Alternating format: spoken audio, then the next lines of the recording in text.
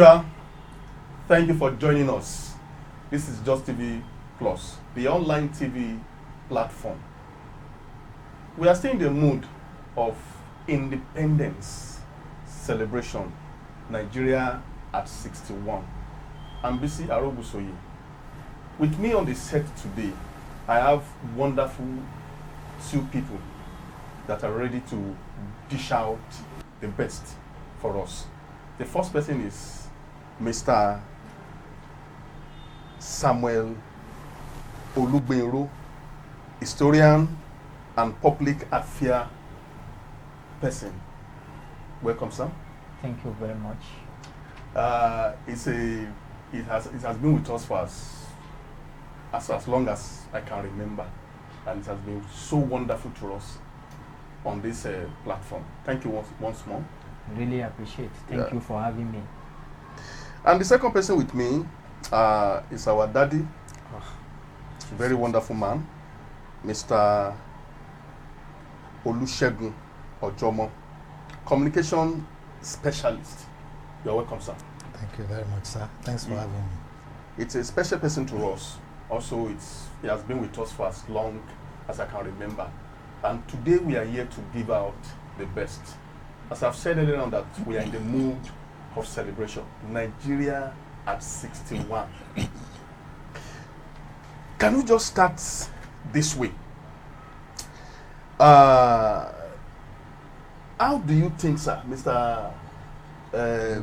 Olugbenro, how can you describe or enlighten us about the history of pre-independence Nigeria? Thank you very much for giving me the opportunity to talk about Nigeria before the independence. The journey so far has been hectic, but that does not mean that we won't get to the promised land.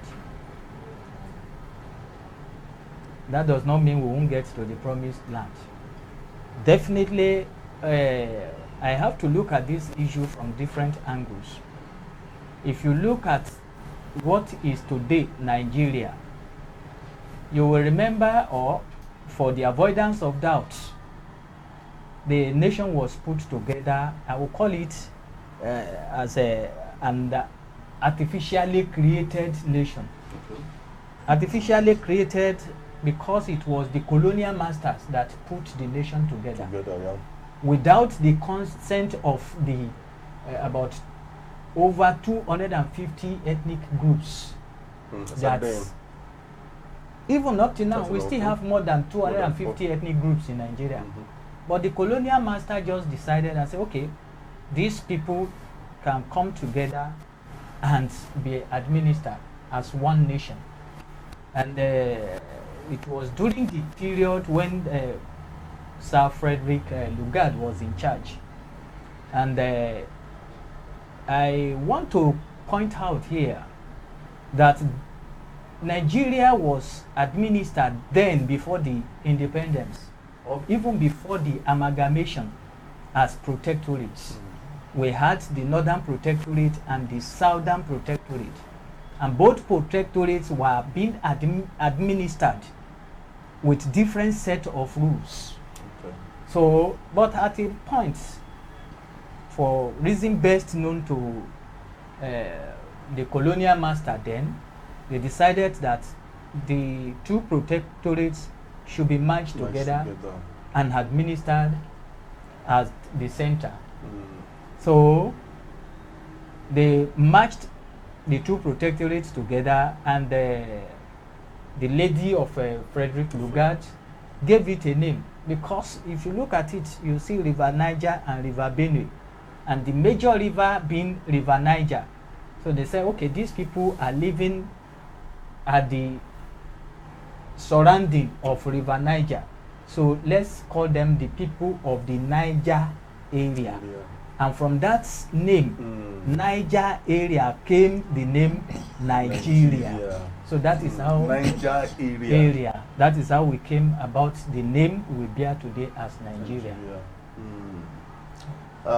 Sir, when the lady and Fred Lugard then you know, when they came about that name, Yes. Nigeria, none of any Nigerian as of today, at least the Nigerian we are talking to, the people then, none of them have contribution to that name then. Well, you know, in those days, the ruler takes it all. It's what the ruler mentions, what he says, what he decides. Everybody were like proteges.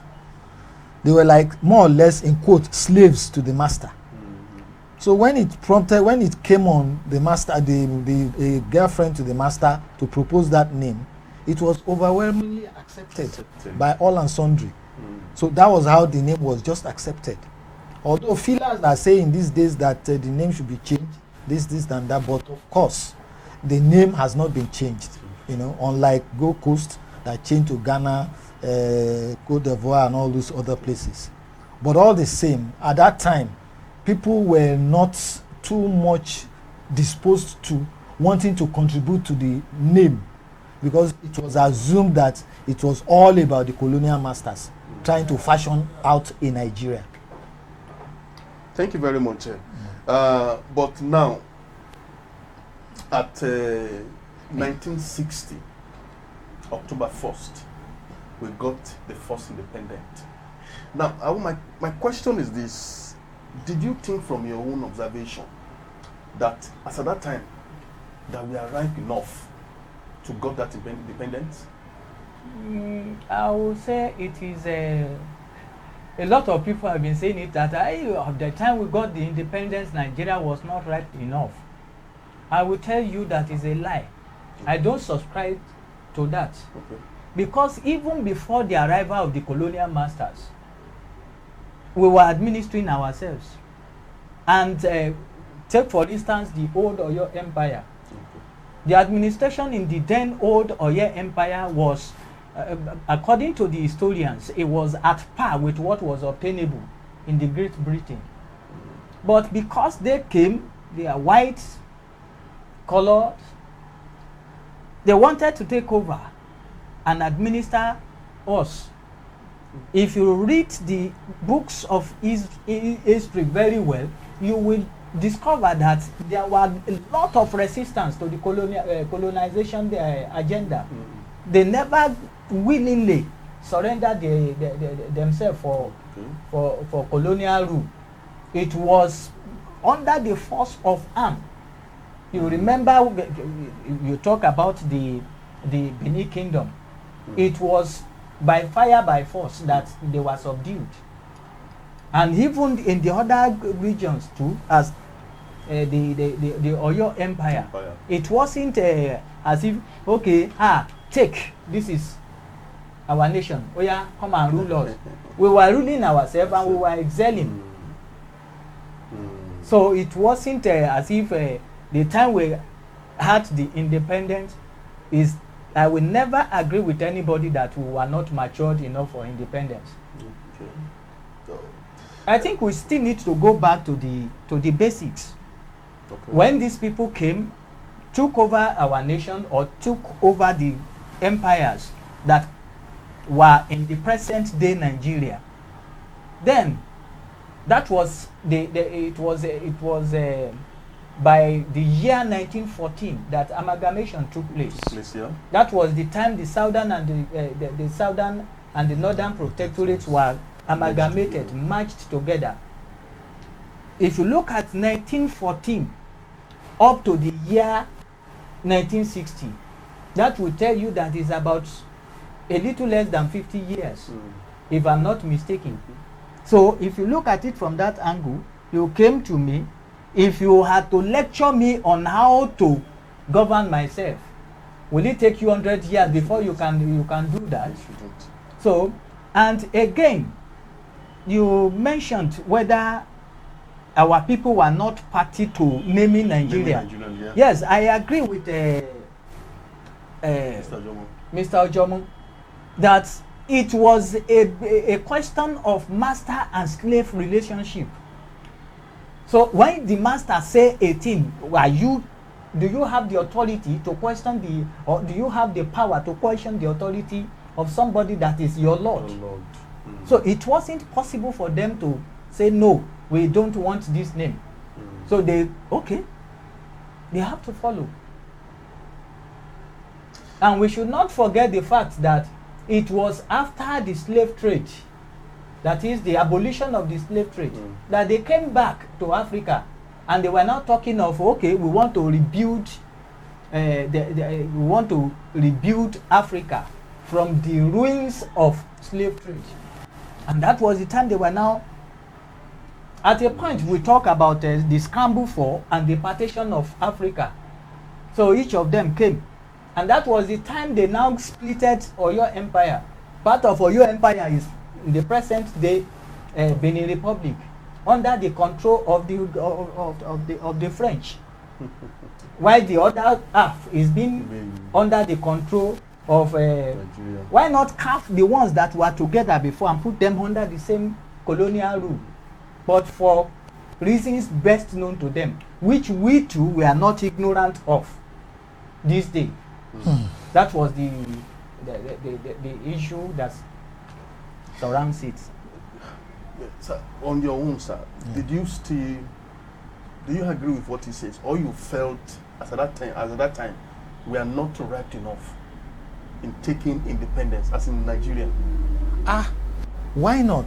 Look at the... Because reason being is that not all Nigerians then agreed. The Northerners, some of them said, many of them, all their leaders said they are not ready. But what happens? So that's why I'm asking, do you agree with him? Yes, I do, very much. In any country that was supposed to be pre-independent towards independence, the onus was on the constituents of that country. Learned people like Chief Obalevemi Awolowo was there. Somebody like Antonio Enahoro, who was the person that proposed, was there. So it was believed that once you have enough elites, educated people in the system, there was no reason for you to still remain under the colonial rule, because you already had people who could move on and do a mastery of whatever the country needs for rulership. So because of that, and the number of years, just like he said, the number of years that it took from 1914 to 1960 was enough, except the colonial rulers had a reason to want to stay put, to manage your resources, to steal your resources, and to do all sorts. That's why they will not want to agree. But Nigeria was very ripe for independence. Look at Ghana. Ghana got theirs in 1958, just about 2 years before ours. So it's not about being unripe or being unready.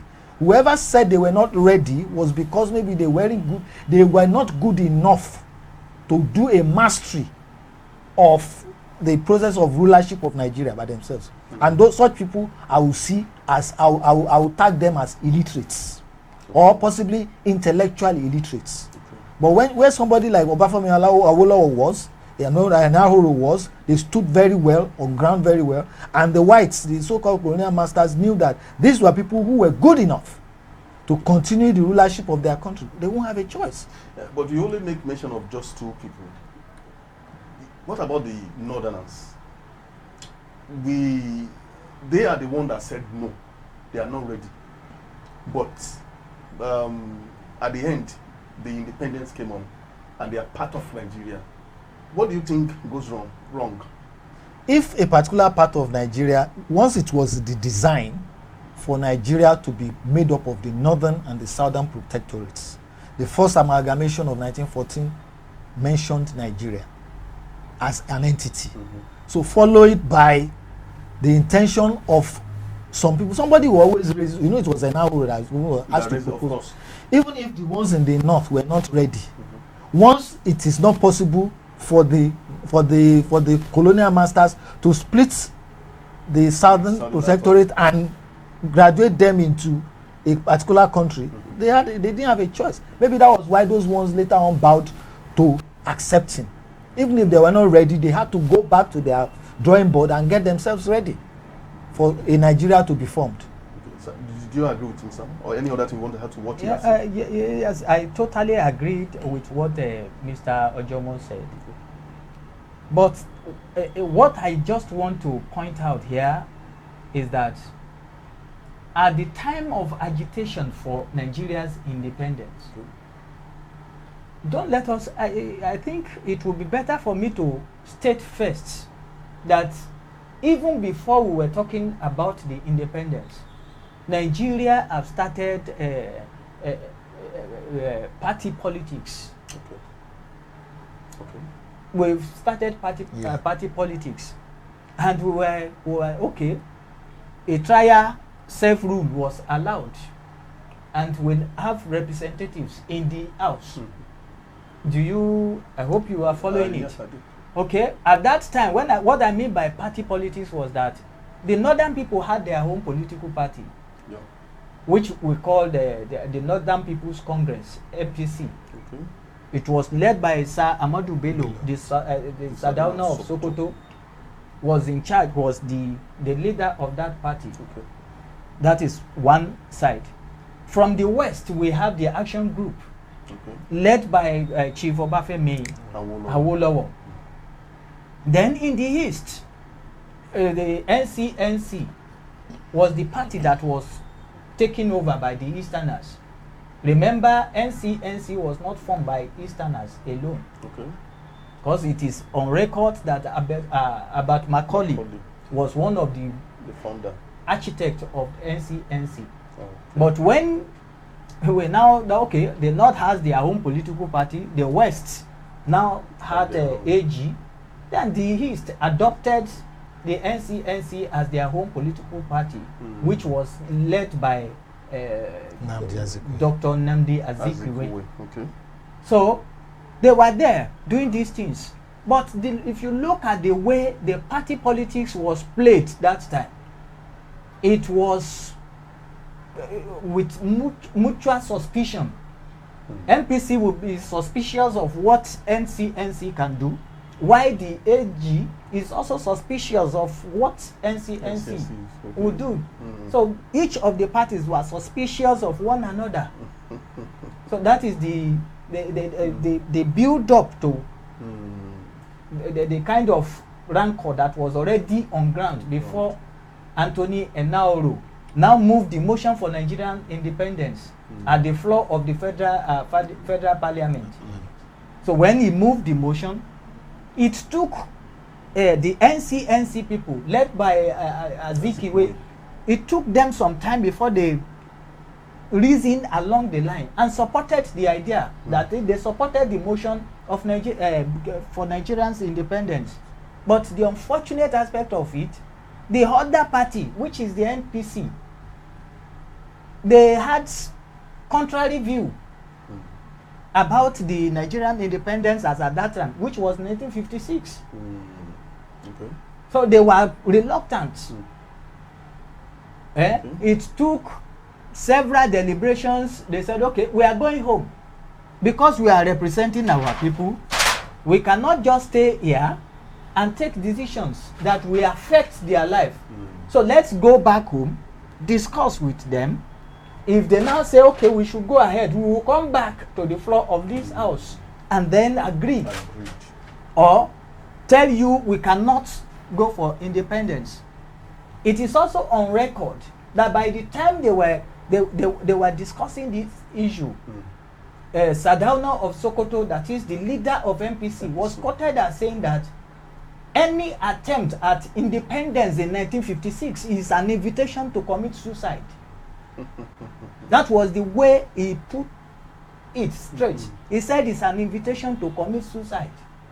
That is, while we are saying independence now, they were now saying independence as soon as it is practicable.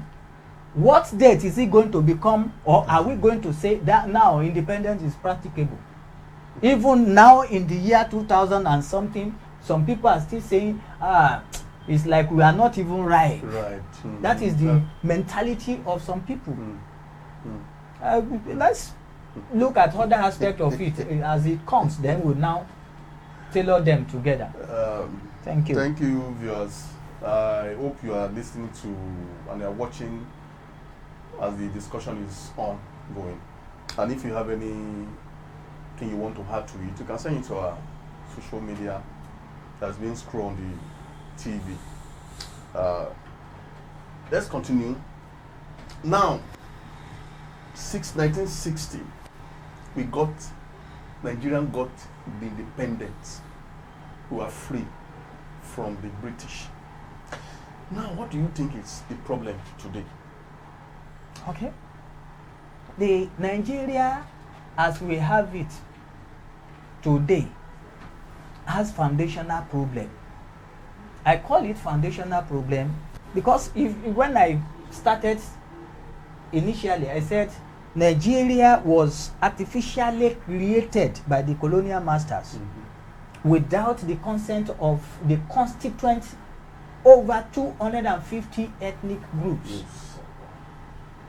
So, bringing people, strange bedfellow, bringing them together, what do you expect? Is likened to house of commotion. And that is one of the reasons why Nigeria is facing the challenges we are facing today. There is no doubt that Nigeria, ethnically, religiously, and linguistically, we are not compatible. We have different languages, we have different ethnic groups, even religiously. As we have atheists, we have the traditional religious worshippers, we have Christians, we have Muslims, and name it. How do you now bring them together and want them to move ahead without resolving some issues? If it is by consent that they came together, it would have been a different ball game. But the circumstance that brought them together was, I would call it, force, by fire, by force. By force. That kind. So it is one of the problems we are facing today. So, sir, any additional thing to add to what he has said, sir? Well, he has said it all. When two people are not compatible and you forcefully marry them to each other without, when a husband and a wife, an intending husband and intending wife are supposed to meet and live together, it has to be a decision between two of them. Agreement between them. If it is their parents on either sides that say, oh yeah, you must marry this person, you must expect there will be trouble.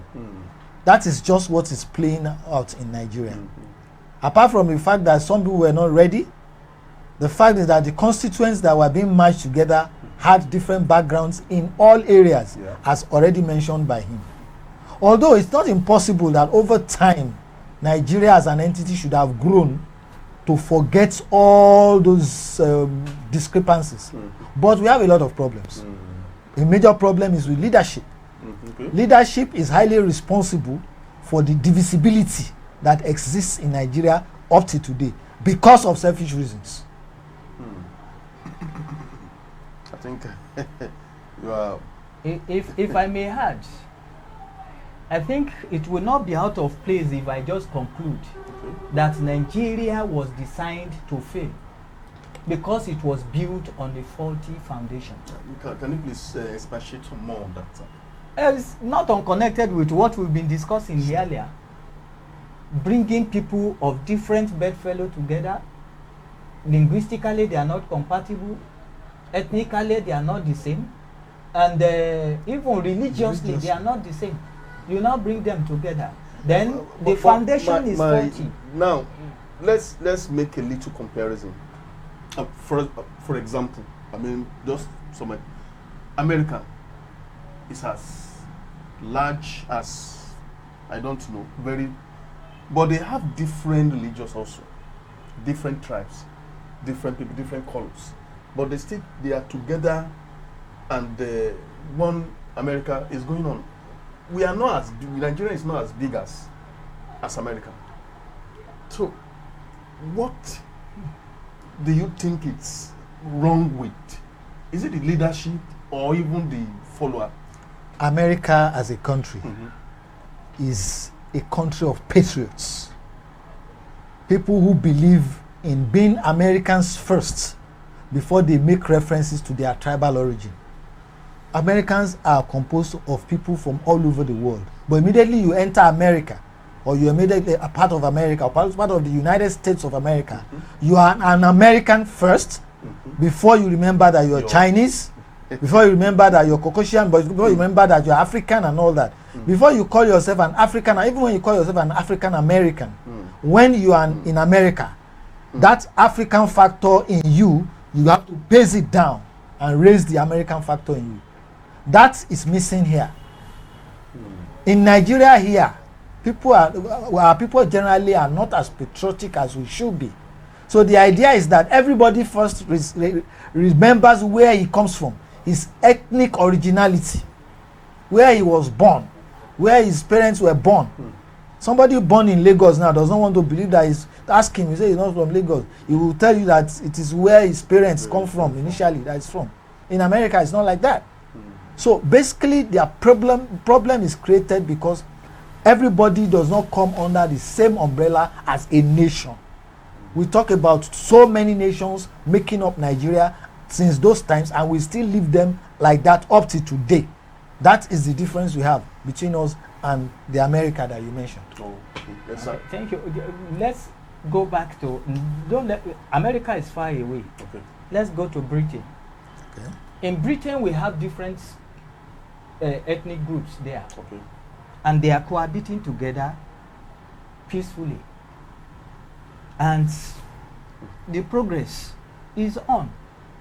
But the basic problem undermining our home coming together as a nation is because by the time they put us together, it was not with our consent. And by the time the leaders emerged, let's look at it from the party politics that I mentioned earlier. Yeah. The MPC, NCNC, and AG were just regional parties. Let's put it straight at that. They were just regional parties. And the way we were practicing our politics then, it was evident, it was obvious that there is no way a single political party could form the government at the center. So that calls for alignment of political parties. So by the time we were to form the first the government before the independence, the political parties were discussing with one another. The MPC invited AG, come, let's team up and form the government at the center. Okay. But Awolowo said, no, I'm not teaming up with MPC. You want to have their own government. So that they will be together. The two political parties has to come together before they can form the government at the center. Okay. So MPC stretched the hands of fellowship to AG. AG objected, said no. Rather, AG invited NCNC, call on Azikwe. The two of us can team up together and form the government at the center. The negotiation was still on, and Azikwe, from what I read, indicated that, it's a very nice idea. But because of some what we used to call ethanoic acid when we were in secondary school, ethano, on the part of Azikwe, he opted to team up with the Northerners. Will it not have been a case of the Southerners teaming up as one? And that is one of the reasons why Nigeria is still in trouble till tomorrow. So he opted to align with the MPC. With the alignment with the MPC, they formed the government at the center. Let me point it out here again, that the negotiation between Azikwe and Awolowo, Awolowo was ready to be the finance minister, while Azikwe will now emerge as the prime minister. But the man said, okay, don't worry, you come and be the president, we will be the prime minister. So he preferred to become the president. Okay. I read from another source that Kwame Nkrumah of Ghana was upset. Said, with all the ideology that you display, I am surprised that you can settle for this kind of a position. That kind of a position means that the position of the president then, under that arrangement, was a glorified title that has no power. Ceremonial head of state. That was it. So the power belongs to the prime minister. Exactly. So he opted for that. And I think that's one of the things that started digging the grave of Nigeria politically. Thank you, sir. Thank you very much. Now, the Northerners, Okay. currently, they ruled this country more than any other group. What do you think caused it? Who do you think gave them that chance? And what do you think, is really going on in Nigeria? Even up to now, they're still like claiming that we are still going to rule because we own Nigeria.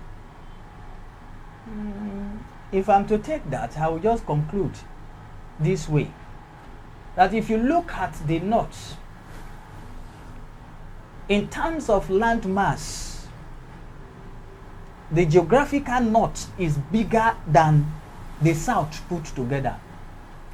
That is an advantage. 2, if you look at it again, the second thing that favors the North is they know how to use divide and rule system. Okay. And that was the kind of government, that was the kind of system the British bequeathed to them. So the rancor between Awolowo and Azikiwe, they played on it, amplified it, and up till today, I can bet it with anybody that the relationship between the East and the West is not the way it should be. So the Igbos will see the Yoruba as enemies. And the Yorubas that are not reasonable enough will see the Igbos as enemy. So with that, they are being divided. They've pitched their tents against one another. And that is to the advantage of the North. Maybe I should bring it down to this point again.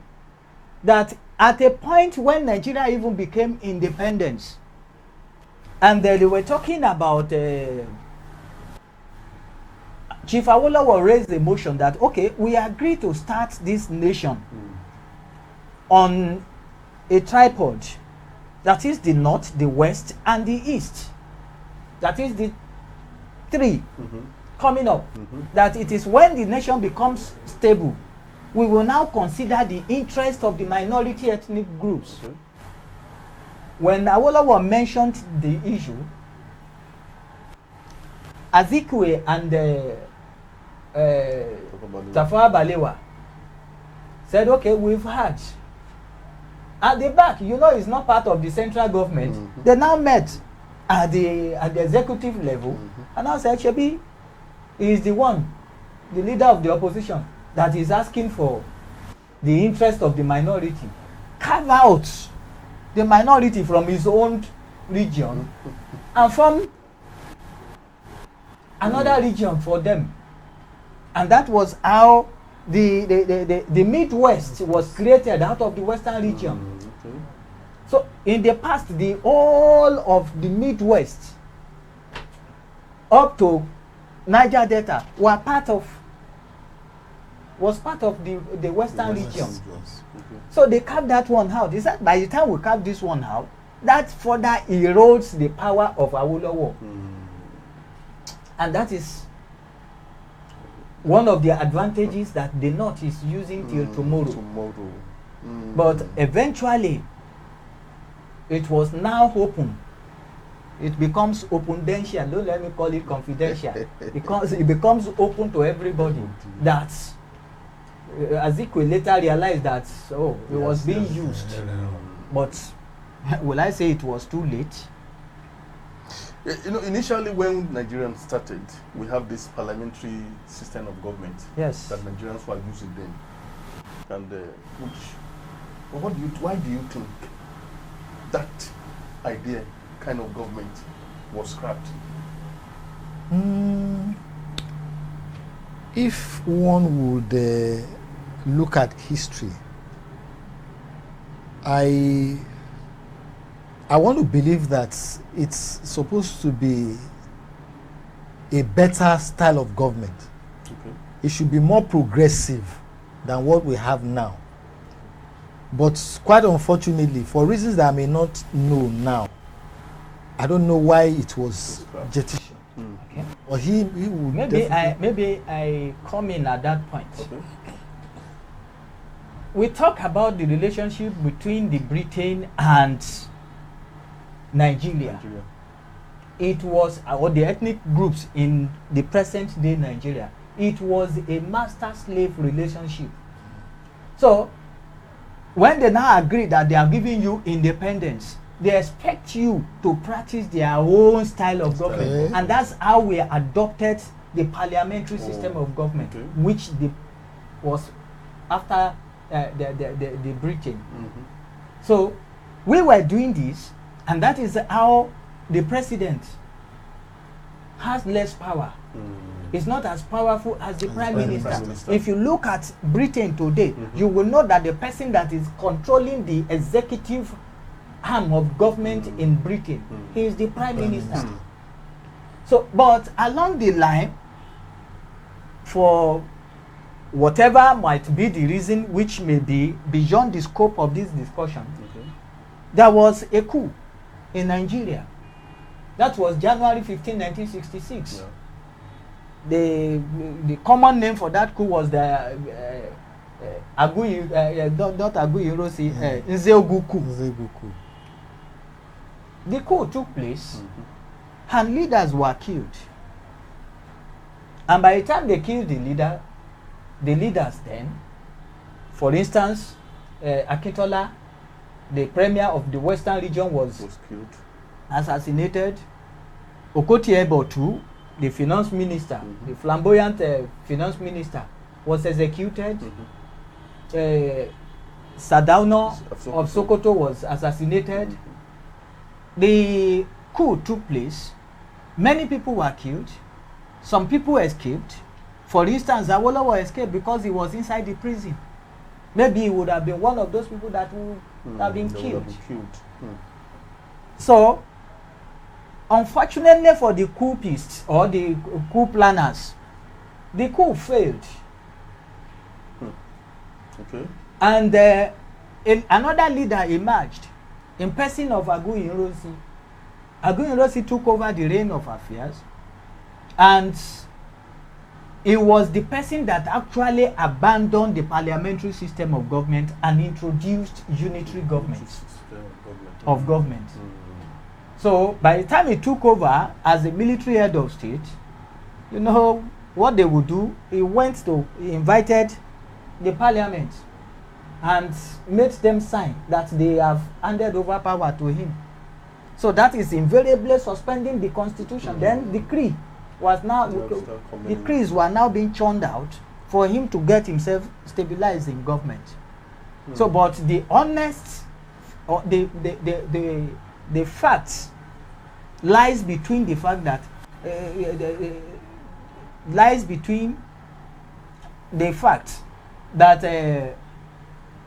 the military become divided. While some people were looking at it, oh, this group of people came together, plotted coup, kill our leader, and now replace our leader with their own leader. And nobody was killed from their own side. Then that sentiment, or that caused a lot of division within the military. And the military now decided that no way, they are going to revenge. I mean, the northern military officers now plotted a counter coup.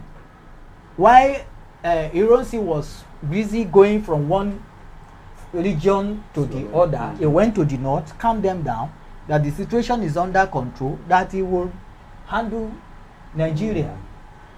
He went to the east, his own place, and gave them assurance that he is in charge and things will be okay.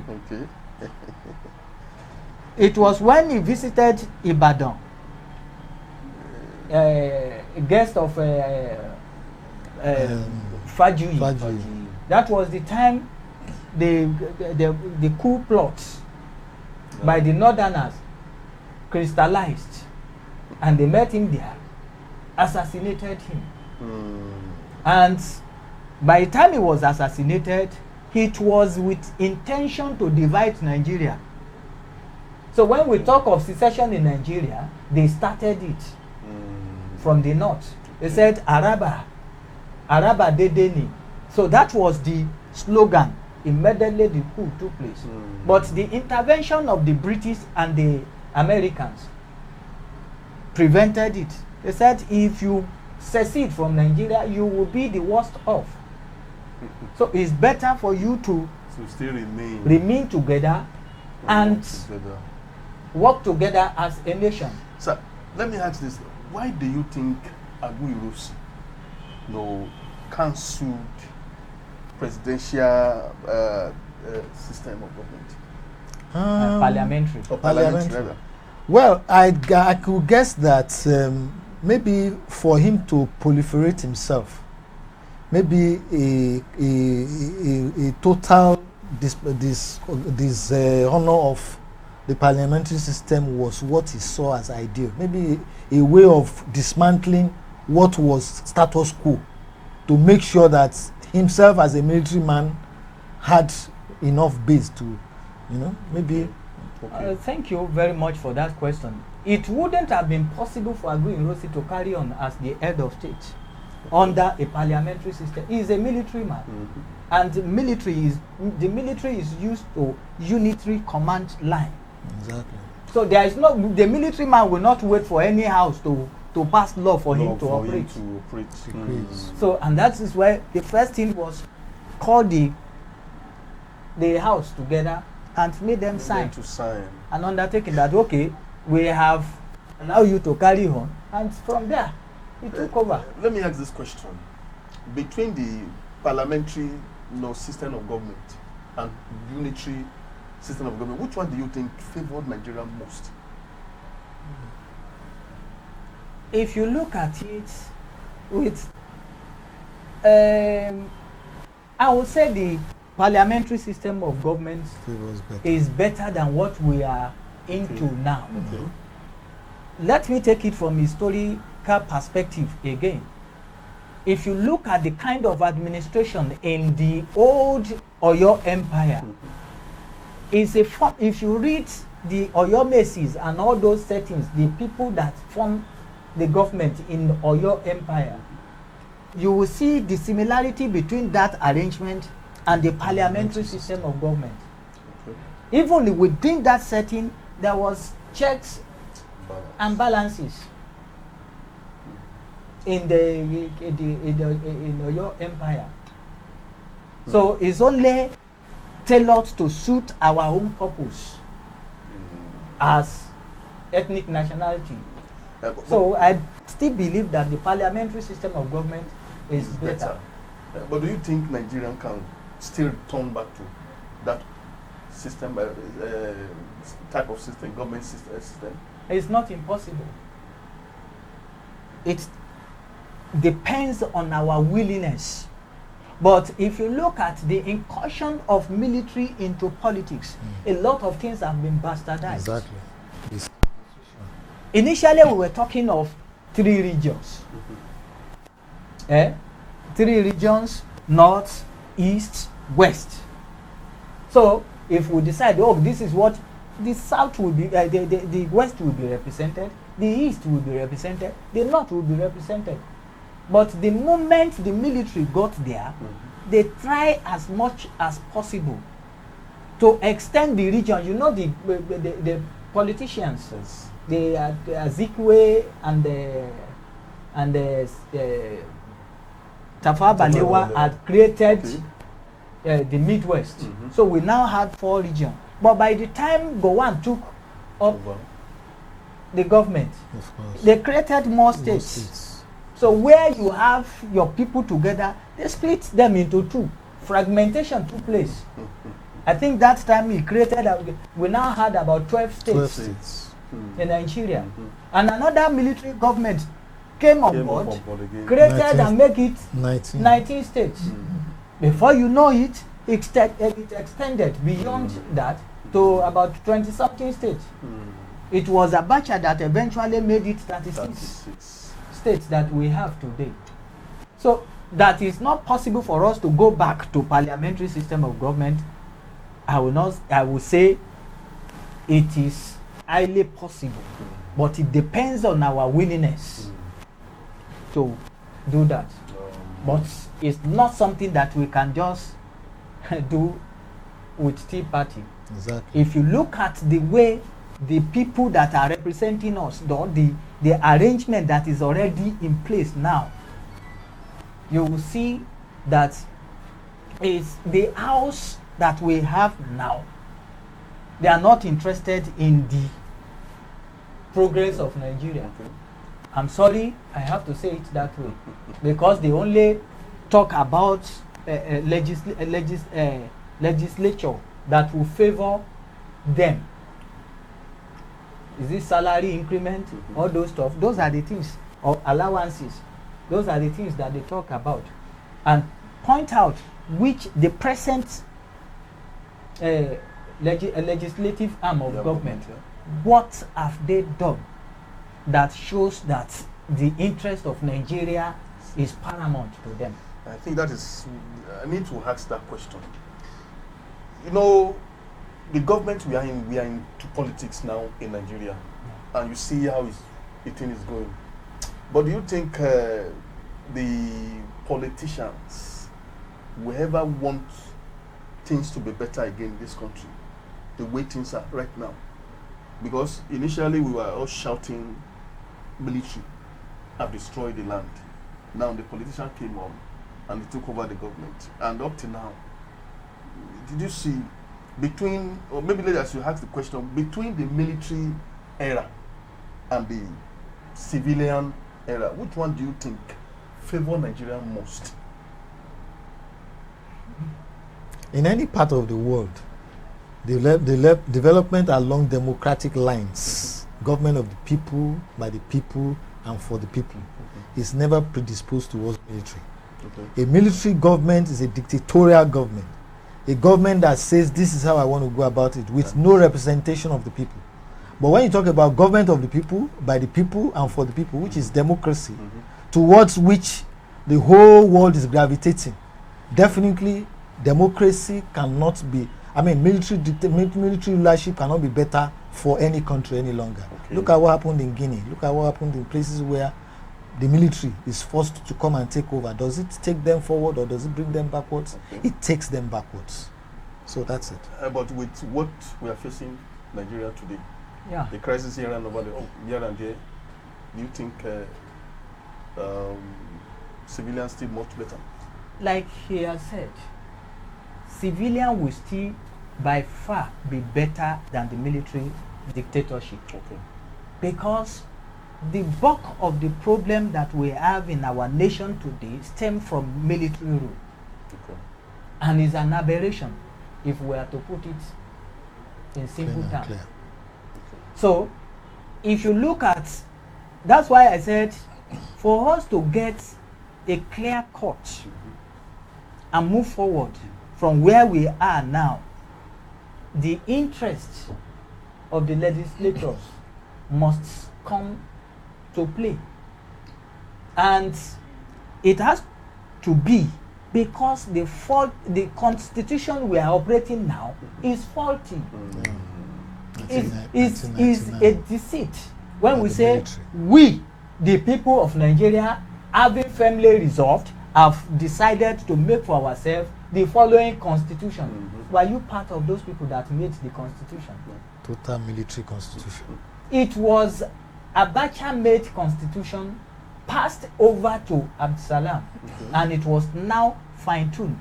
Yes, they unpicked some group of people. Come, you, come and they wrote this thing, and it was after people have met and it was written. They now reselected few. Remove this, remove that, remove this, and down. So by the time we were now, June 12th, there is something. We have to move forward. Abiola is dead, Okay, Abacha is dead. We just have to move forward. Okay, Shebi Kashati move forward náà ni, and that was how everybody come inside.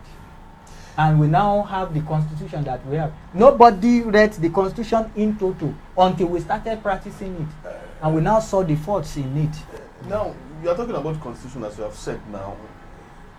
That is why we have the legislature. Yes.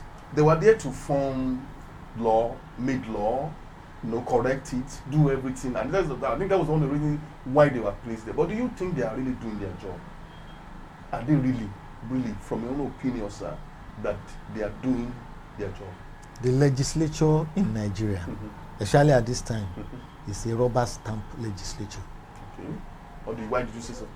The direction is, you see, unfortunately, you have a legislature that goes cap in hand to the executive. Okay. And quite unfortunately too, except for some recent developments, you also had a judiciary that went cap in hand to executive. Whereas the three of them are supposed to be on the same level of governance. Interdependent. In fact, the judiciary should be responsible for holding the executive and the legislature by the jugular. But unfortunately in Nigeria, I won't mention the person that actually allowed that to, because we don't want to censure, to proliferate itself. A particular president came in and gave that opportunity to the executive to be more dictatorial than necessary. Okay. So it is not, there's no doubt, no gainsaying or anything about the fact that the executive has cowed down on both the legislature and the judiciary, thereby redirecting the legislature from what its function should be. The direction, just like he said, that they are more, they don't have any job to do, so automatically what is left for them is to be following what the executive says. The legislature cannot perform its function very well because it goes cap in hand to the executive, and it is in the balance that who pays the piper dictates the tune. In the normal democratic system setting, all three of them should be at the same level. Even with the judiciary coming to knock the executive when they go wrong. But unfortunately, it has been, Do you think there is a way out so that all these things we are roaming about can come to an end? I mean, a stable way out. What do you think should be? Dancing around the circle can actually come to an end if we are willing. Okay. My Bible says that if we are willing and are obedient and are ready to change our attitude, said the Lord will heal the land. It went further to say it in the book of Romans that all have sinned and have come short of the glory of God. So when we say the government is not moving on well, it is our collective responsibility. By the time the voters are being given a cup of rice, they forget the suffering they have gone through for 4, even 6, 8 years. That immediate rice is enough to make them forget their sorrow. And they will come again and vote for those people that will eventually not represent them. So, like I said, and I keep hammering it, everything boils down to the faulty constitution that we are operating. How on earth, if you are to work as a barman in a standard hotel, they will expect you to have nothing less than OND. Why is it? I'm talking of beer parlor. They expect you to have nothing less than OND. But to become the president of the Federal Republic of Nigeria, you only need a school cert. Does it make sense to anybody? Then why do we go to school? And that's why if you look at the population of boys on the street now, that they will tell you that education does not matter. You will see where the mentality is coming from. So it is our collective responsibility to make things work. If we are ready, then it will work. But the moment we are not ready, we should not expect it to work. Let me ask this before we round off, sir. Do you think our vote counts in this part of the land, of the country? Well, the discrepancies brought about by electioneering in Nigeria don't allow votes to count. Even when the so-called populists go to vote. In fact, a lot of people have been disenfranchised from voting these days because they already know that rigging is done everywhere in the world, but rigging here is electromagnetic. They know that whether you see a lot of Nigerians say, well, whether I go to vote or not, they have already known who is going to win. They will even say they have already known who they want to give the poll good results of the poll to. They will say they already know who is going to win. So because of that, we have a situation where votes don't count. Irregularities about elections, godfatherism about the process of picking candidates.